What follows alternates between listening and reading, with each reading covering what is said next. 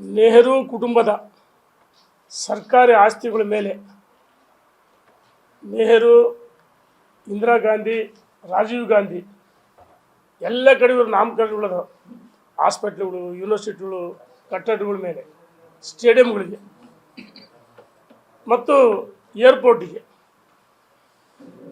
ಇವರು ಎಲ್ಲೆಲ್ಲಿ ಇವರು ಹೆಸರು ಇಟ್ಕೊಂಡಾರಲ್ಲ, ಈ ಹೆಸರುಗಳನ್ನ ರಾಜ್ಯ ಸರ್ಕಾರ ನಾನು ಸವಾಲಾಗ್ತೀನಿ. ಏನು ಕುರ್ಚಿ ಕಚ್ಚಾಟದಲ್ಲಿ ರಾಹುಲ್ ಗಾಂಧಿ, ಸೋನಿಯಾ ಗಾಂಧಿ ಬಳಸ್ಕೊಳ್ಳೋಕ್ಕೋಸ್ಕರ ಈ ಸರಿ ಷಡ್ಯಂತ್ರ ಮಾಡ್ತಾಯಿದ್ರಿ. ಅಧಿವೇಶನ ಕರೆದು ಯಾವ ಪುರುಷಾರ್ಥಕ್ಕೆ ಅಭಿವೃದ್ಧಿ ಬಗ್ಗೆ ಚರ್ಚೆ ಮಾಡ್ತಿದ್ದೀರಾ? ಅಧಿವೇಶನದಲ್ಲಿ ಮಾಡಿದ್ದೇನು? ಜಂಟಿ ಅಧಿವೇಶನ ರಾಜ್ಯಪಾಲರಿಗೆ ಅಪಮಾನ ಮಾಡಿದ್ರಿ. ಅಲ್ಲಿ ವಿಧಾನ ಪರಿಷತ್ತಿನ ವಿಧಾನಸಭೆ ಸದಸ್ಯರು ರಾಜ್ಯಪಾಲರಿಗೆ ಅಪಮಾನ ಮಾಡಿರಲ್ಲ, ಸೋಮೋಟ ಕೇಸ್ ಹಾಕಿ ಅವರ ಶಾಸಕ ಸ್ಥಾನದ ಅನರ್ಹ ಮಾಡಬೇಕಂತೇಳಿ ನಾವು ಒತ್ತಾಯವನ್ನು ಮಾಡ್ತೀವಿ. ಮತ್ತು ಎಲ್ಲೆಲ್ಲಿ ಈ ನೆಹರು ಕುಟುಂಬ ಹೆಸರುಗಳು ಅದವಲ್ಲ, ಆ ಹೆಸರುಗಳು ಅಳಿಸಿ ಹಾಕಬೇಕು.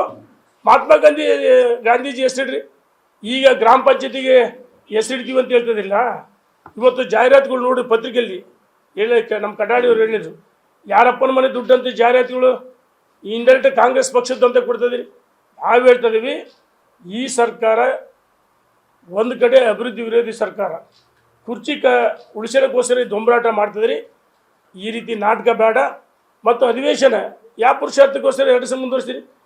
ಬೆಳಗಾಂದಲ್ಲಿ ಅಭಿವೃದ್ಧಿ ಬಗ್ಗೆ ಚರ್ಚೆ ಮಾಡೋಕ್ಕೆ ಉತ್ತರ ಕರ್ನಾಟಕ, ಕಲ್ಯಾಣ ಕರ್ನಾಟಕ ಬಗ್ಗೆ ಚರ್ಚೆ ಮಾಡಿದರೆ, ಹಾಗಾಗಿ ಇದು ನಿಮ್ಮ ಸ್ವಾರ್ಥಕ್ಕೋಸ್ಕರ ಈ ರೀತಿ ಕಪಟ ನಾಟಕ ಆಡೋದು ಬೇಡ ಅಂತೇಳಿ ಒತ್ತಾಯ ಮಾಡ್ತೀನಿ. ಇದ್ರ ಜೊತೆಗೆ ನಾನು ನಿನ್ನೆ ಜಿಲ್ಲಾಧಿಕಾರಿಗಳು 2 ಸರಿ ಕರೆ ಮಾಡಿದ್ದೀನಿ. ಇವತ್ತು ರೈತರುಗಳು ತಮ್ಮ ಸ್ವಂತ ಭೂಮಿಯಲ್ಲಿ ಆ ಮಣ್ಣು ತೋಟಗಳಿಗೆ ಲಿಫ್ಟ್ ಮಾಡೋಕ್ಕೆ ಬಿಡ್ತಾ ಇಲ್ಲ, ಮಟ್ಟ ಮಾಡೋಕ್ಕೆ ಕೃಷಿ ಹೊಂಡ ತೆಗಿಯೋಕ್ಕೆ ಬಿಡ್ತಾ ಇಲ್ಲ. ನಾನೀಗಾಗಲೇ ನಿನ್ನೆ ಜಿಲ್ಲಾಧಿಕಾರಿಗಳು ಹೇಳಿದ್ದೀನಿ, ನೋಡಿ, ಯಾರು ರೈತರು ಅವರು ಭೂಮಿಗಳು ಮಟ್ಟ ಮಾಡ್ತಾರೆ, ಕೃಷಿ ಹೊಂಡ ಮಾಡ್ತಾರೆ, ಕೃಷಿ ಚಟುವಟಿಕೆ, ತೋಟಕ್ಕೆ ಮಣ್ಣು ಇರಬೇಕು, ಇದಕ್ಕೆ ಅಡ್ಡಿಪಡಿಸಬಾರ್ದು. ಅಡ್ಡಿಪಡಿಸಿದರೆ ಸಹಿಸಲ್ಲ ಅಂತ ನಿನ್ನೆ ದಿವಸ ಹೇಳಿದ್ದೀನಿ ಜಿಲ್ಲಾಧಿಕಾರಿಗಳಿಗೆ. ಇದನ್ನು ತಕ್ಷಣ ರೈತರು ನಮಗೆ ಒತ್ತಾಯ ಮಾಡ್ತಾರೆ. ರೈತರನ್ನ ಬಲಿಯಾಗಿ ಕೆಲಸ ಮಾಡಿದರೆ ಸಹಿಸಲ್ಲ ಅಂತೇಳಿ ಎಚ್ಚರಿಕೆ ಕೊಡ್ತೀನಿ. ಧನ್ಯವಾದಗಳು. ನೋಡಿ, ಜಿಲ್ಲಾಧಿಕಾರಿಗಳು, ಪೊಲೀಸ್ ಇಲಾಖೆ, ಕಂದಾಯ, ನೋಡಿ ಕಂದಾಯ ಇಲಾಖೆ, ಪೊಲೀಸ್ ಇಲಾಖೆ ಮತ್ತು ಈ ಏನು ಭೂ ವಿಜ್ಞಾನಿಗಳ ಇಲಾಖೆ ಇದೆ, ಈ 3 ಇಲಾಖೆಗಳು ಸೇರಿ ರೈತರು ಅನಗತ್ಯ ತೊಂದರೆ ಕೊಡ್ತಾರೆ. ಕೊಟ್ಟರೆ ಸಹಿಸಲ್ಲ ಅಂತೇಳಿ ನಾನು ಎಚ್ಚರಿಕೆಯನ್ನು ಕೊಡ್ತೀನಿ.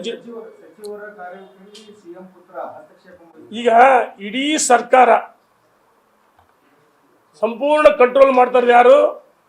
ಸಿದ್ದರಾಮಯ್ಯನವರ ಸುಪುತ್ರ.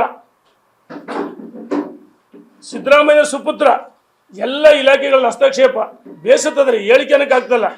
ನೋಡಿ, ಒಂದ್ಸರಿ ಅವ್ರಿಗೆ ಫೋನಲ್ಲಿ ನೋಡಿರಿ, ಅಪ್ಪ ಯಾವ ರೀತಿ ವರ್ಗಾವಣೆಯಲ್ಲಿ ಅವರ ಕೋಡ್ಗಳು ಹೇಳ್ತಾ ಇದ್ರು.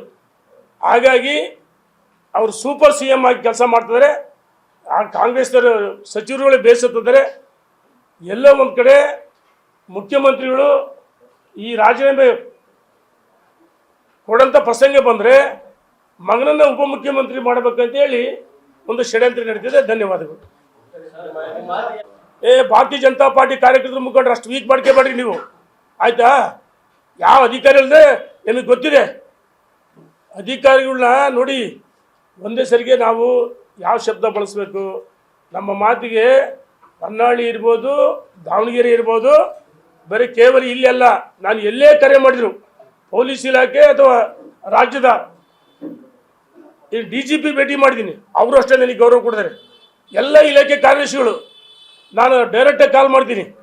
ನಾನು ಜನರ ಸಮಸ್ಯೆಗೆ ನೇರವಾಗಿ ಕಾಲ್ ಮಾಡ್ತೀನಿ.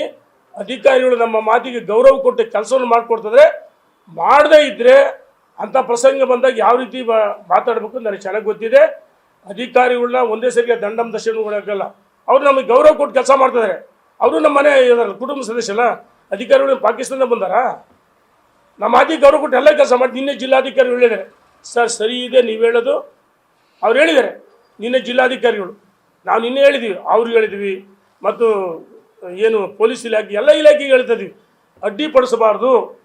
ಅನಗತ್ಯ ಅಡ್ಡಿಪಡಿಸಿದ್ರೆ ಸರಿ ಇದೆ ಸರ್ ಅಂತ ನಮಗೆ ಗೌರವ ಕೊಟ್ಟಾಗ ನಾನು ಸುಮ್ಮನೆ ಡಿ ಸಿ ಬೈಯೋಕ್ಕಾಗತ್ತಾ? ಎಲ್ಲ ಸಂದರ್ಭದಲ್ಲಿ ಯಾವ ಸಂದರ್ಭದಲ್ಲಿ ಮನಚಾದ ಮಾತುಗಳು ಭಾಷೆ ಬಳಸಬೇಕು ಅಂಥ ಸಂದರ್ಭದಲ್ಲಿ ಬಳಸ್ತೀವಿ.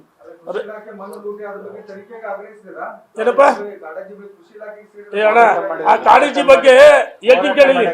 ಕಾಳಜಿ ಬಗ್ಗೆ ನಮ್ಮ ಒಂದು ನಿಮಿಷ ತಡಿಯಪ್ಪ.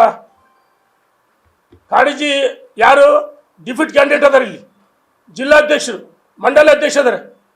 ಯಾಕೆ ಇವರೆಲ್ಲ ಮಾಡಿಲ್ವಾ? ಮಾಡ್ತದಲ್ಲ, ಅವರು ಡಿಫಿಟೆಡ್ ಕ್ಯಾಂಡಿಡೇಟ್, ಅವ್ರಿಗೆ ಅಧಿಕಾರದ ಹಕ್ಕಿದೆ. ಧನ್ಯವಾದಗಳು. Thank you.